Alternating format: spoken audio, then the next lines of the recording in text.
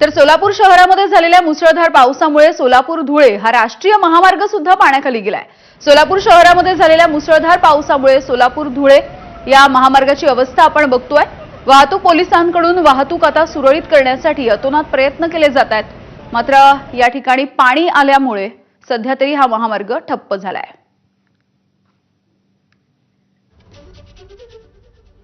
अक्कलकोट तालुक्यामधल्या वागदारी परिसरामध्ये ढगफुटीसारखा पाऊस झालाय। महाराष्ट्र कर्नाटक सीमेवरच्या शिरवळवाडी इथल्या साठवण तलाव सुद्धा ओव्हरफ्लो झाला। शिरवळवाडी साठवण तलाव ओव्हरफ्लो झाल्यामुळे वागदारी परिसरामधली शेती ही आता पाण्याखाली गेली आहे। महाराष्ट्रामधील वागदारी आणि कर्नाटकामधील हिरोळी या भागामध्ये मुसळधार पाऊस झालाय।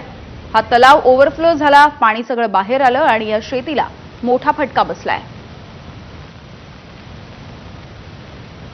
तर सोलापूरमधला पावसाचा हा हाहाकार बघायला मिळतोय आणि निसर्गाच्या अवकृपेचा सोलापूरकरांना मोठा फटका बसलाय।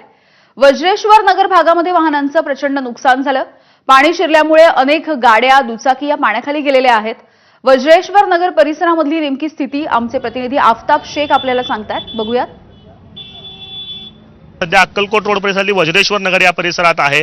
माझ्या पाठीमागे जर आपण पाहत असाल तर संपूर्ण हा परिसर जो आहे तो पाण्याखाली गेलेला आहे। अनेकांच्या ज्या कार आहेत, दुचाकी आहेत त्या पूर्ण पाण्याखाली आपल्याला पाहायला मिळतं। त्यामुळे लाखोंच्या वाहनांचं मोठ्या प्रमाणात नुकसान जे आहे ते या ठिकाणी झालेलं आहे। नागरी वस्ती आहे, लोकांच्या घरात पाण्यात शिरल्या कारणानं लोकांचं जे जनजीवन आहे ते पूर्णपणे विस्कळीत झालेलं आहे। काही महिला या भागातल्या आपल्या सोबत आहेत।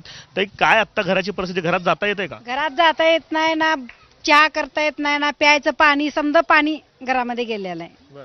कधीपासून अशीच परिस्थिती आहे? रात्री 3 वाजल्यापासून 3 वाजल्यापासून सर्वजण गल्ली पूर्ण आमचं वज्रेश्वर नगर पाण्यामध्ये।